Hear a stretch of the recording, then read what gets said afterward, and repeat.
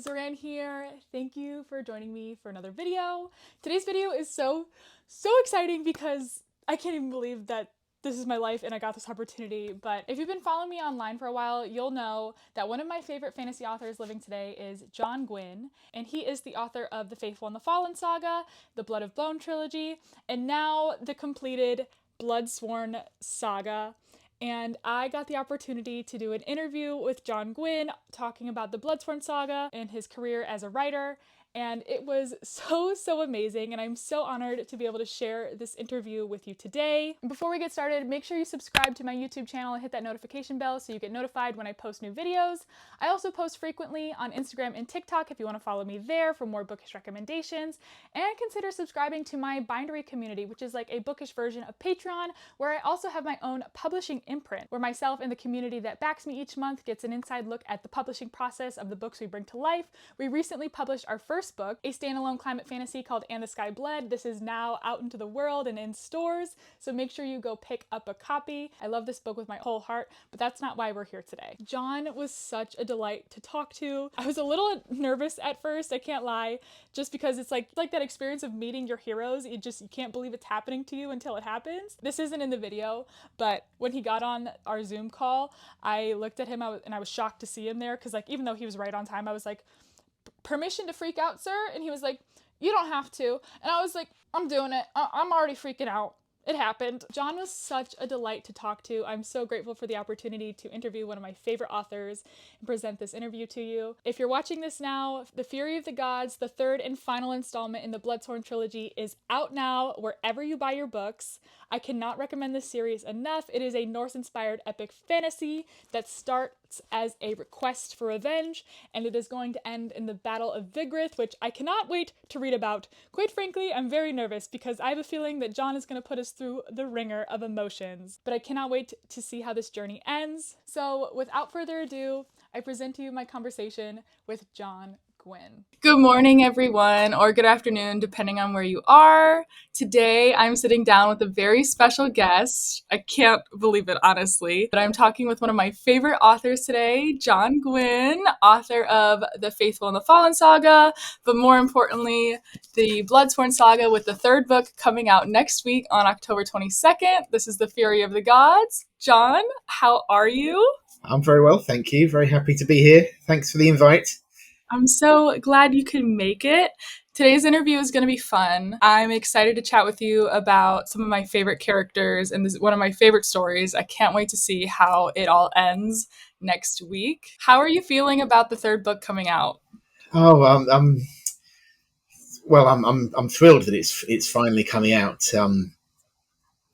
It's very hard to talk about the Fury of the Gods without talking about my daughter Harriet, because I've had a long gap with writing, because I'm sure you're aware Harriet died at the end of 2021. Mm-hmm. So it's been a really just the worst of times. I'm sure. Grief is so... there's not even a word for it to describe. I mean, we all go through it, and I'm so sorry to hear about your daughter. Yeah, thank you. Yeah, it's so I'd finished writing Hunger of the Gods, and then Harriet died. So I hadn't, I fell off the face of the world, really. Of course. And just retreated with my wife and my three boys for a good long while.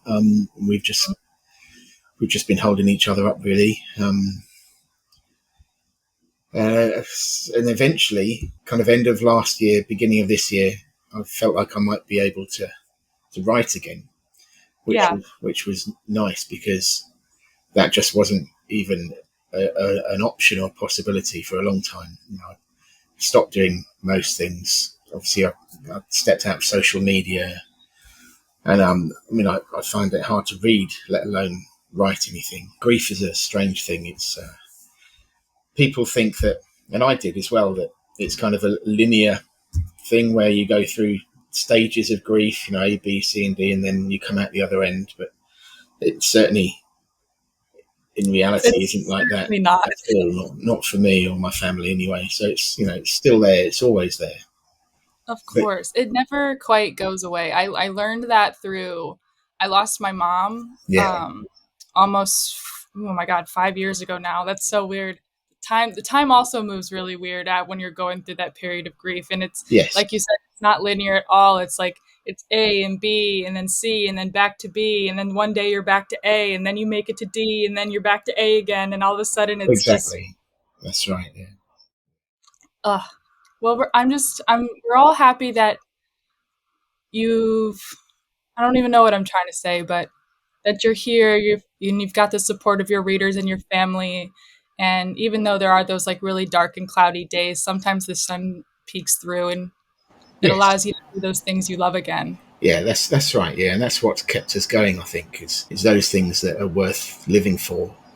For your family, your friends, and yeah, we've learnt to laugh and smile again through the clouds occasionally. It is like sun coming through a storm cloud, really. Yeah. Yeah. I would love to quickly chat about like your sons, Will and Ed. Their online presence is honestly just such a joy. I love seeing them talk about you and your books and champion all of your books. And I would love to know this. I would love to know like if this is like a secret or not. But like when you're writing, do they get to read the early drafts of your novels, or do you like shut the door? You go, Will, Ed, I'm writing the book, come to me when the manuscript's finished. Are they helping you throughout like the writing Oh, process? absolutely. Yeah, they're my first readers. I mean, they're lovely boys. And James as well, who isn't on the YouTube channel with Ed and Will because he lives quite a distance from us and he's a dairy Mhm. farmer, so he doesn't have quite the same time that they do. But Ed and Will particularly have been like early readers for me. I mean, with Malice, I didn't write that intending to be published. That was a kind of a hobby book that I Mhm. started writing, really with just intended for my own family. So I would read them bits of that sometimes as bedtime stories, or and but yes, since as they've grown up, they've just grown up with books all around them, and they've always been my kind of beta readers. Edward was always a good yardstick because if he got upset, I call it his Disney phase. so if a character died and he got upset about it, I thought, okay, that's good. I'll keep that Oh my in. god. I'm like trying to think of like the character deaths that have happened that he might have reacted that way to, but I don't really want to go into spoilers. Of course, yeah, sure. And Will's a great beta reader as well. They've both been really helpful. Oh my gosh. Have you ever are they inspiration for any of the characters in your books, whether it be in the BLOODSWORN saga or in the Faithful and the Fallen? Oh, absolutely, 100%. So there's a character in the Of Blood and Bone series, which is the sequel series to the Faithful and the Fallen. His name's Drem. Um, he's inspired by Will. Okay. Yeah, so he's because Will is on the autistic spectrum. It's Mm-hmm. really high functioning. Most people don't really realize, but he's got some quirks and things, and so yeah, Drem was hugely inspired by Will. And in the BLOODSWORN saga, there's a character who is inspired by Ed, and his name is Svik. No way. Yeah, yeah. Well, well, Ed's the funny one in the family, really, and he's a great storyteller, and also he loves cheese. Oh my god, that is hilarious. I thought you were gonna say Spurt. I think Ed would have liked that. Yeah, That is so funny. Oh my god, I love to know that little bit of lore. That is yeah. amazing. So Oh yeah, my god. Okay, now I guess we should talk about the book a little bit. sure. Oh, just a little bit. I have started it. I have not finished it, but I'm like very emotional reading it because we all know how The Hunger of the Gods ends. Devastating, if you ask me. I've read it twice and it hurt both times. Well, that makes me happy. Does it though? I'm afraid Does so. it? Yeah, My sorry. first question is, sir, how dare you? No, that's really not my first question, but like, oh my god, I'm sure you get that reaction a lot though. Yeah, But for the Fury of the Gods, our main characters, Orca, Elvar, and Varg, we've all been on this journey together. They're on a long journey, separate journeys. And so now their journeys are coming to an end in the Fury of the Gods. What can readers expect from this final installment in the trilogy? Well, hopefully, I mean, what I always try to do with my books is kind of an escalation from book 1 to book 2 to book 3. So hopefully you'll see an escalation in everything that's going on in the stakes, in the conflicts, and a culmination of all of those threads, all the characters coming together that sometimes have been separated on various different plot threads, so they'll all be coming together for one big final battle. That's really the arc of Fury. The Battle of Vigrid. Yes. I'm not going to lie. I really thought that I'm very excited. Obviously, I'm excited. I really thought that based on like how the book ended in Hunger of the Gods, I thought we were maybe going to get a time jump and a different perspective added from a certain character who is saved at Hunger of the Gods. And I'm glad to know I'm wrong, but that was a theory that went through my mind. Okay, yeah, I can see why you would have thought that. That would have been a possibility, yeah, for sure. Oh my God! I like to carry, with all my books, I rarely do a time jump. I just like to carry it through as if it's just one big book. Mm-hmm. Yeah, that makes a lot of sense. And I'm like, maybe I'll write fan fiction about this. So, I'd love to know, like, what does the BLOODSWORN saga mean to you, and like, how do you feel like this, like, what was the experience writing this series versus writing The Faithful and the Fallen?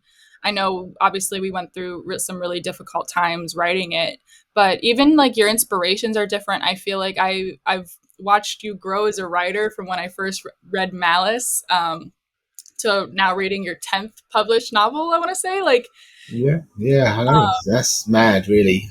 Like, what's that journey been like for you? It's surreal, really. It's surreal. I still pinch myself. It's a dream come true to get published and be able to do this as my job. It's amazing, really. Mm-hmm. And yeah, it definitely, as a writer, you hope that you're growing and honing your craft and getting better at it all the time. And it especially looking from The Faithful and the Fallen and Malice, because I came to writing quite late, and Malice was the first thing I ever tried to write creatively. Before that, I hadn't written anything but creatively, just university stuff, essays and masters and all that kind of thing.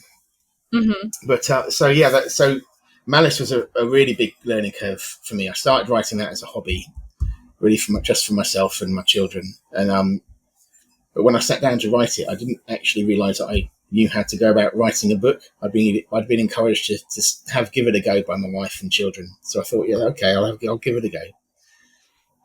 But then thought, I don't actually know how to write a book. So I thought the only way I know how to write is how I was taught to write it at uni. And I had a particular lecturer, and he would always say, to pass your degree, you need to read, and then you need to read, and then you need to read some more.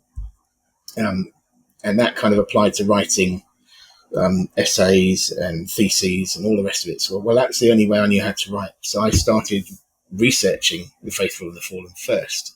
And I've always been inspired by, or loved and been inspired by, mythology and history. So for The Faithful and the Fallen, I kind of dived into Celtic mythology, Celtic history, Boudicca's revolt, Caesar's Gallic War, that kind of time period, Iron Age Europe. Mm-hmm. And so that they were a massive inspiration for me for writing Malice and The Faithful and the Fallen. But if you kind of jump forward to the BLOODSWORN saga, I think, with each book, obviously I have a great team. Books aren't written alone, and my editor, Julie Crisp, is now my brilliant agent as well. I learned a lot from, and I think debut authors always learn a lot from their editor. So it's more of a team game.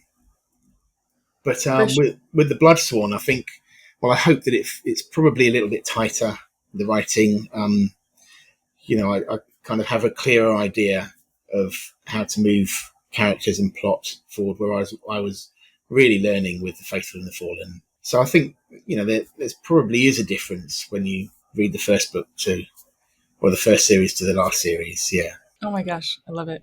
Okay, so you mentioned like your characters. I would love to know, like, where did Orca, Elvar, and Varg come from? Were they like simmering in the back of your mind for a while? Did you start writing like this the BLOODSWORN saga as like a single POV? Probably not, because all of your books are multi POV, but I don't want to Yeah. assume. I would love to know, like, what is the origin for them? Because like they're all on their own, at least in book one, they all start on like their own quest for revenge in three different ways. Yeah. Yes. Yeah. So revenge is one of the big themes. I mean, I'm a big fan of Norse mythology, the Viking Age, Viking era history. I'm a Viking reenactor. I just love that particular period. And so I love all of the kind of the source material, the Poetic Edda and the Icelandic sagas and all that stuff. And revenge is often, a theme running through all of those Norse stories. So, it had to play a big part in the BLOODSWORN saga. But Totally. the way I go about writing books, and it's always the same, really, is I come up, really, I get the spark of an idea, and then I'll start thinking about the actual story. So the story, and I'll come up with kind of very broad brushstroke idea of the story, where it starts, where it ends, a few kind of key events in the middle.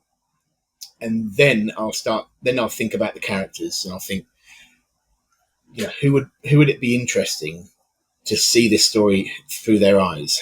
I need an interesting perspective on the story.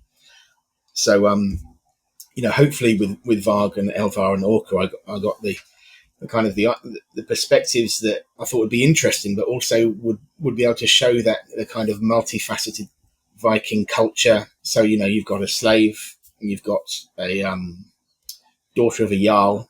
A jarl is basically an earl, an aristocrat, and you have a retired mercenary. Yeah, so I thought those three different perspectives would be interesting to view the world through. They'd give an interesting perspective on the story, but also they'd help to show kind of the different facets to the world as well. Are you aware, like, you've written like one of like the best characters of all time in Orca? Like, I often, whenever I'm making my videos online, I'm like, I call her my mother. I don't know how else to describe her, but just, I don't think I coined the term, but like, I just love like the concept of a murderous mommy Yeah.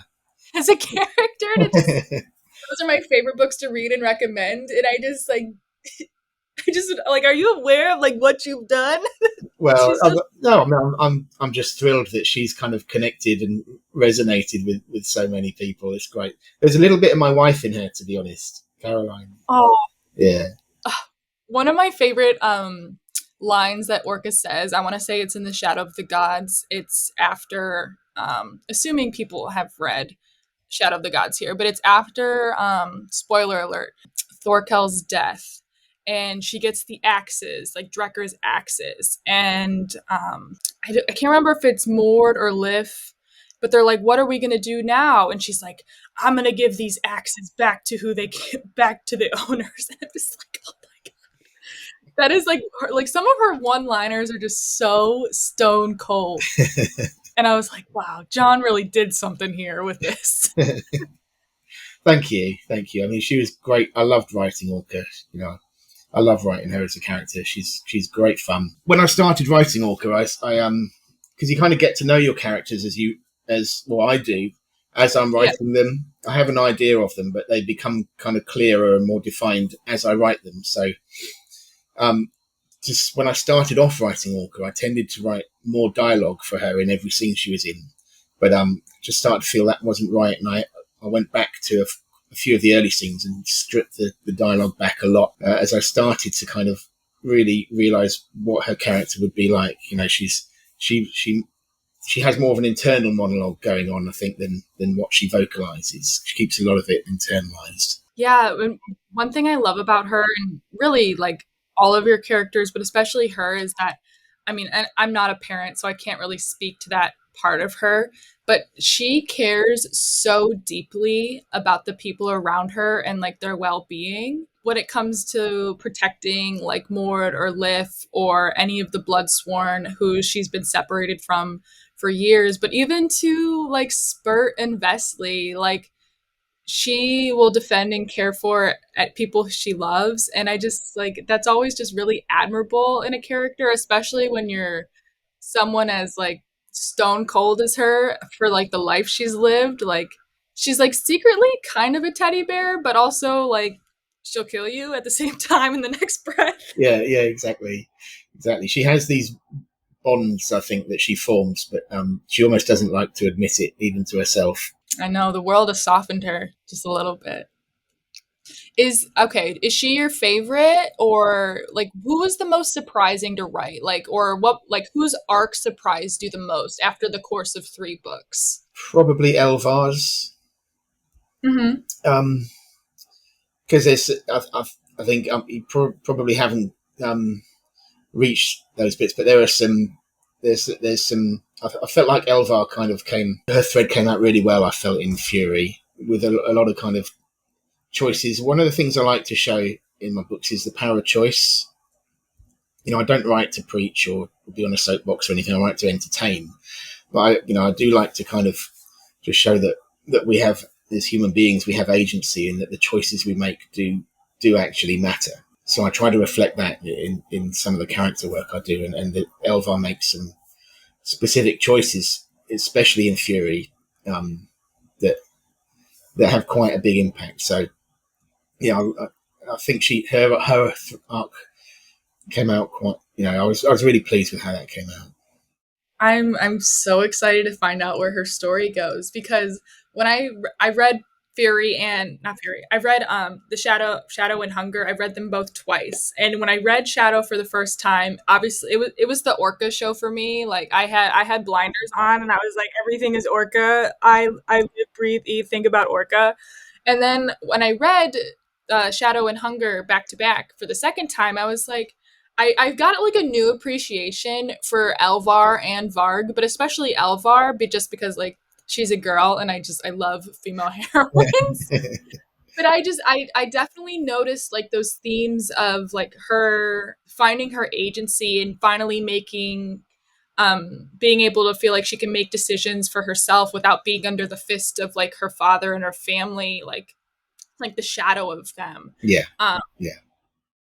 And I feel like I found like a new appreciation for her, and I feel like that's also like in the power of rereading like your favorite books, where it's like you notice things and you get to see things through a different lens on the second time through, which is just so cool to me, because like your books have great rereadability, because there's just so many details in there that even just foreshadowing that you get to catch on the second time that I didn't see the first time. That's great to hear. Thank you. You try to write with that in mind, and you hope that there's kind of layers, but you're never quite sure how it comes out, really. One of my favorite things about your stories is the insertion of like your little companions. I don't even know if you want to call them animals, because they're not really animals, but creature companions. Yeah, your creature companions. Like I always highlight like Spurt and Vesley's little like their dialogue and what they think about, because they're just so funny to me. Like, is that for every series like you've written or like you plan to write, like do you always want to have like a little creature companion in there for your little comedic relief? Because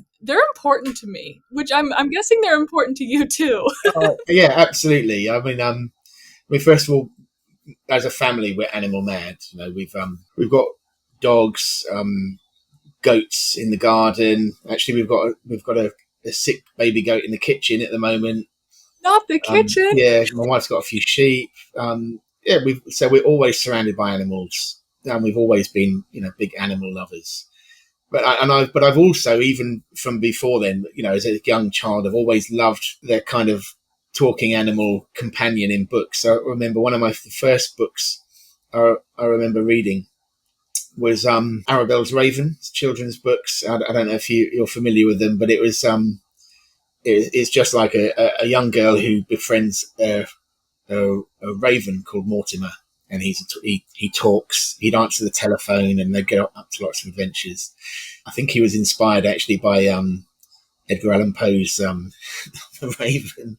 But yeah, so ever since then, I've loved the idea of kind of talking animal companions. So that's amazing. Yeah, so everyone must love Craft from The Faithful and the Fallen, but I think Vesley gives him a run for his money.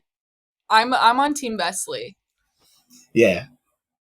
I hope, oh my god, I can't wait to see the moments she has in Fury of the Gods, because she's just so funny to me. She's so funny.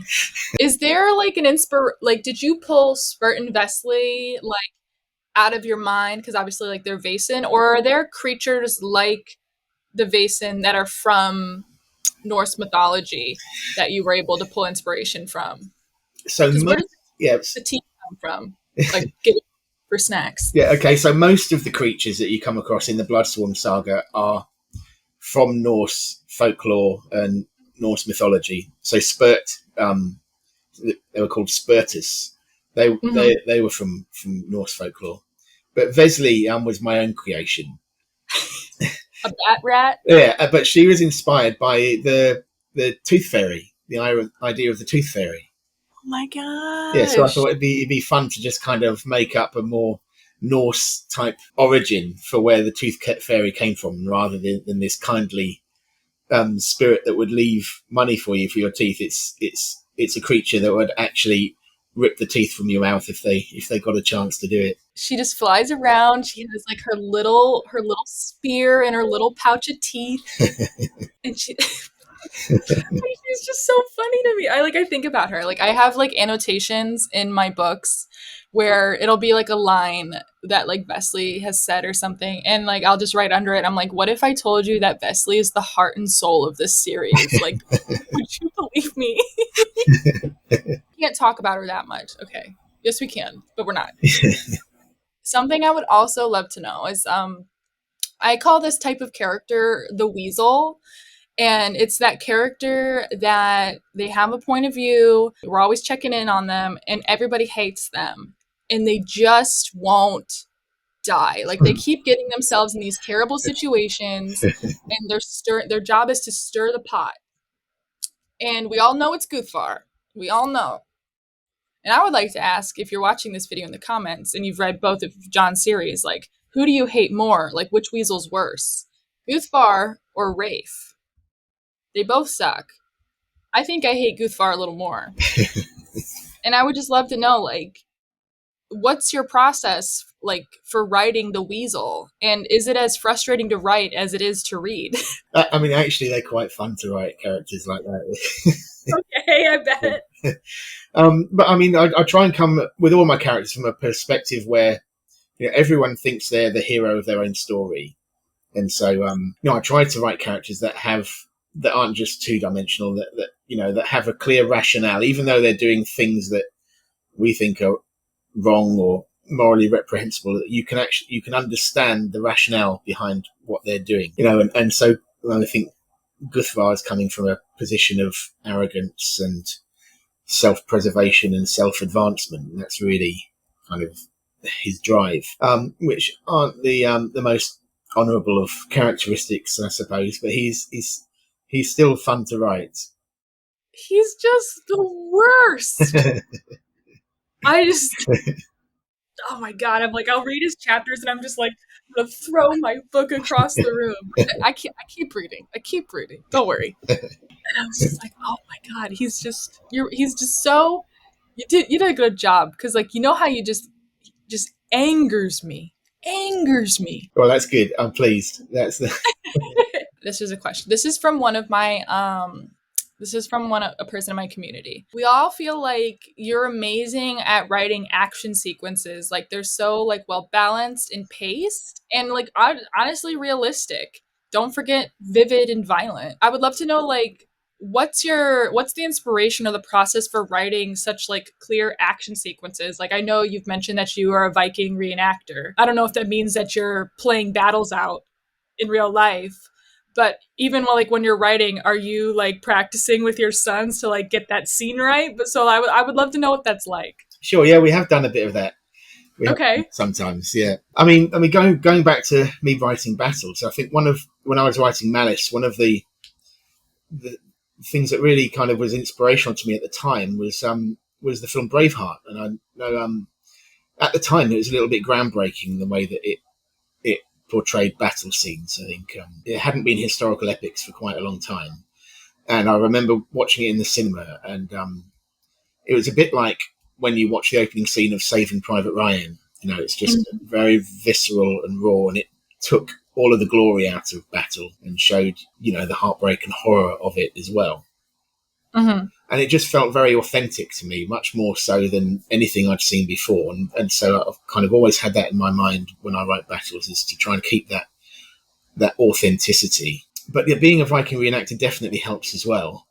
You know, I haven't done it for a little while since Harriet died. I've stepped out of that as well. I'm hoping to go back at some point. Mm-hmm. But before then, we'd meet on a hillside with our group every couple of weeks, and we'd practice, you know, Viking weapon work. So you start with learning how to hold a shield, how to hold a spear and different grips.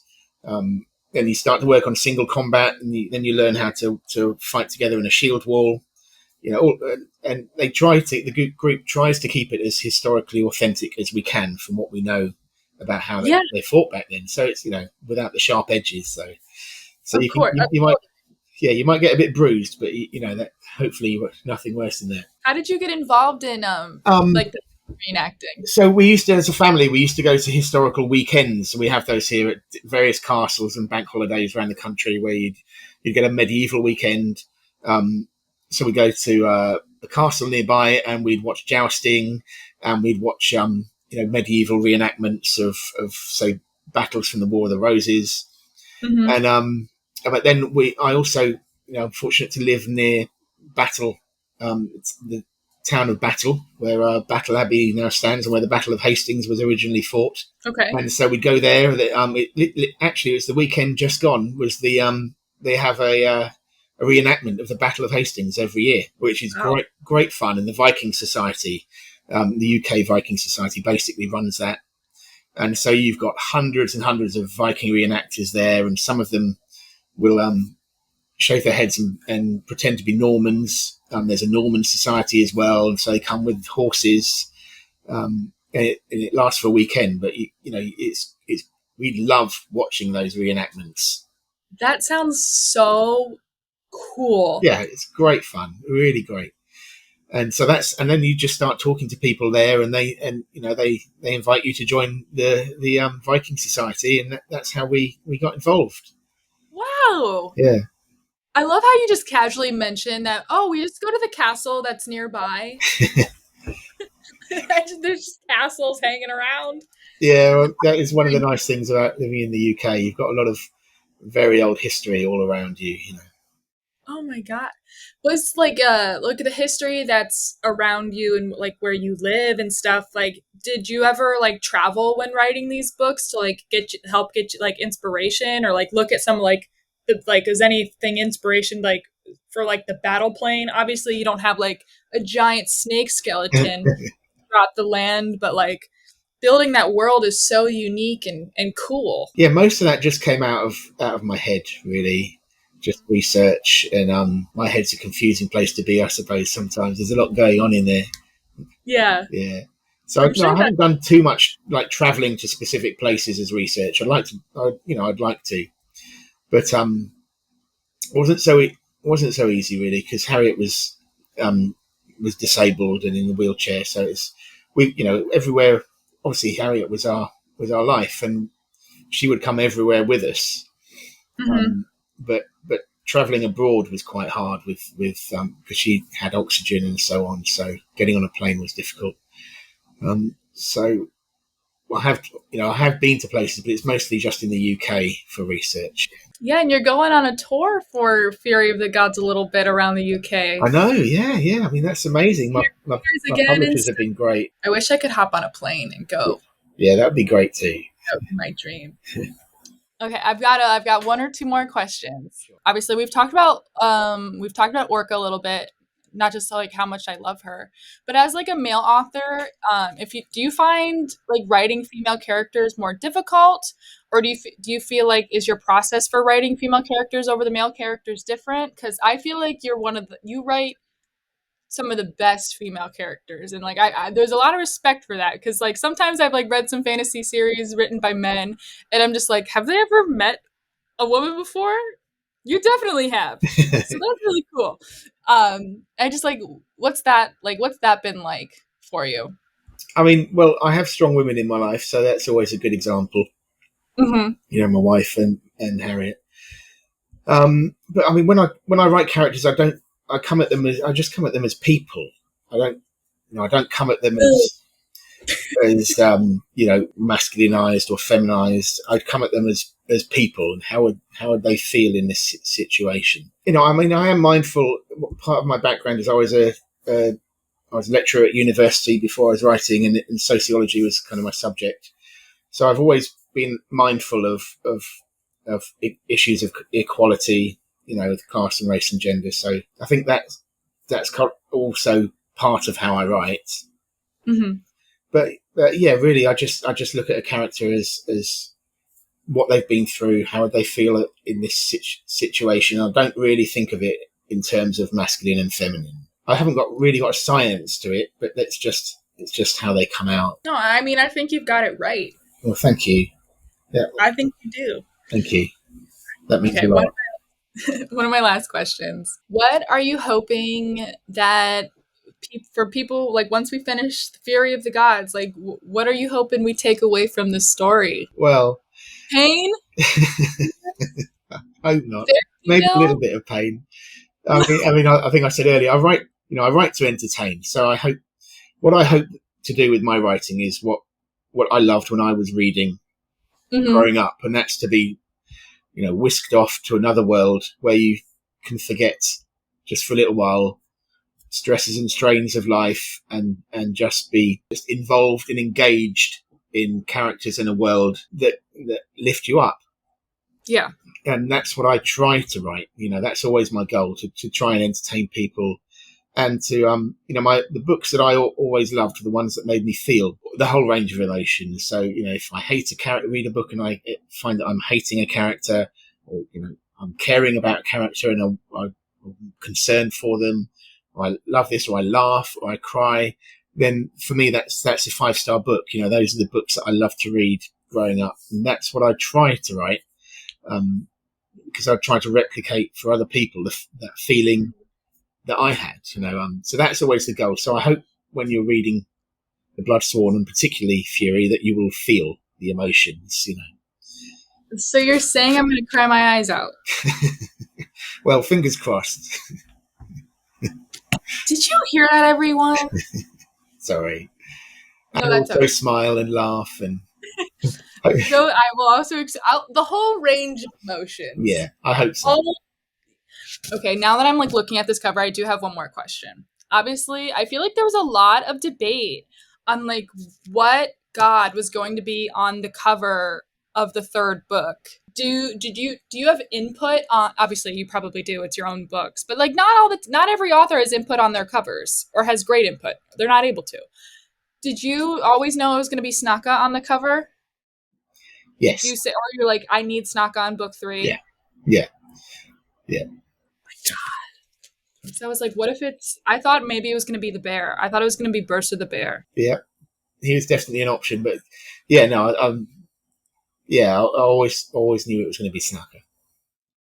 Oh my god. I feel like I know what this means, but I'm not ready to address this. Oh, I'm leaving for New York City tomorrow for a week for a bookish event, and this is the book I'm taking with me. Oh. I'm nervous. I'm gonna be at like a publisher's party, and I'm gonna be in tears. There's gonna be mascara running down my face, and I'm gonna be like, read this book. Oh, thank you. I'm just thrilled that you've enjoyed it so much. You know, it's lovely to see. I mean, talking about books online has paid off a little bit. I mean, without it, I wouldn't be here talking with you right now. Yeah. And It's just it's so surreal. Well, I think your passion for books is catching. It's it's really engaging. So it's great to see you doing this. Thank you so much. Like, this is my job now, and I never thought that would be a reality. Yeah, yeah. It must be surreal for you, as being a writer is surreal for me. Definitely. Mm. Can you leave us with a book recommendation, John? Yeah, of course. So I stopped reading for quite a while after Harry died, but I've started reading again, kind of dipping my toe back in the water this year. And the last book that I read, which I absolutely loved, was The Daughter's War by Christopher Buehlman. Ooh, okay. Because that's like the prequel to The Black Tongue Thief, Yeah, right? I've got it. I'll just quickly.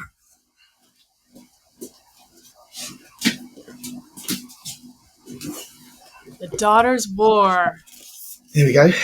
I love that cover. Wow. Yeah, it's great. So I didn't get around to reading The Black Tongue Thief. I got it by I think it came out not long before Harry died, and then I just stopped. So, but this came out, and I thought, it sounds like something I'd enjoy, and Christopher Buehlman seems like a really nice guy. And so I thought I'd give it a go, and loved it. It really, really loved it. It made me feel, So okay. Yeah, that's what I want. Yeah. I'm gonna go buy it now. I'd recommend that. Yeah, it's great. Thank you so much. And thank you for taking time to sit down with me today. I'm so excited for Fear to Be in the World, and I'm so excited to read it. And I hope you have a great, wonderful release, tour, party, family. It's going to be amazing. Thanks so much. Thank you for inviting me. I'm thrilled to be here and honored, really. Thank you. Yes. Oh my gosh. This is so cool. This is so cool. Thank you, John. No, thank you. Of course. Have a wonderful day. Yeah, it's been great chatting to you. You too. I hope you enjoy the rest of Fury. Take care. Oh, thank you. I'm nervous. I'm gonna tell your sons like what I'm gonna probably DM them with my tears after I finish. I'll be like, tell your dad I'm weeping in bed and I'm taking the day off work, the whole week actually. Fingers crossed. Fingers crossed. Yeah. Okay. Brilliant. Have a wonderful rest of your day. Thank you. You too. You take care. Bye. Bye-bye.